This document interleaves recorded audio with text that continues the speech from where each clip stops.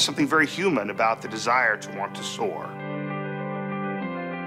I have a 3-year-old son, and the first time he saw a plane, he looked up in the sky, he stared at it, and he was just amazed by it. It's about giving people the opportunity to do things in an aircraft that they maybe wouldn't have the opportunity, for one reason or another, to do in real life.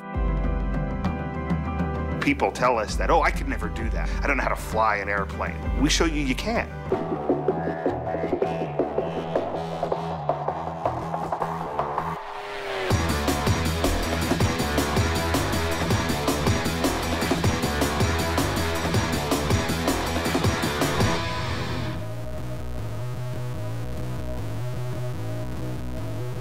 Building an aircraft for flight is very close to building an actual aircraft. We can take 700 to 800 photos of just the exterior alone, and then another 400 to 500 photos of the interior. The most important thing for me, for the end user, is to be able to nail the visuals. Make sure the aircraft feel as realistic as possible. The instruments are the heart of the simulation aspect of Microsoft Flight. If I'm coming in for a landing on a foggy, windy day, I can't see the runway, I can use the right instruments to get that plane down safely on the ground. We've got our roots in Flight Simulator. We want to pull parts of that legacy forward. And if the cockpit isn't for you, you can still have a great experience flying the plane from the outside.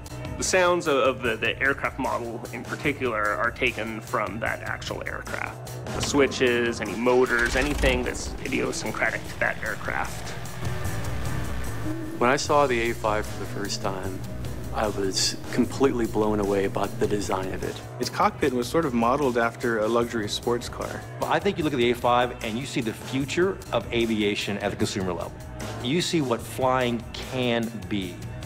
The Icon A5 was a perfect match for our vision. It's the airplane players are first introduced to during the free experience.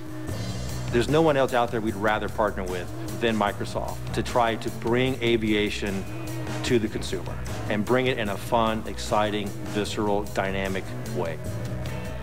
The level of attention to detail that Microsoft gave to this project absolutely stunned us. We work very closely with Microsoft to make sure that every detail that's in the game is representative of the actual airplane.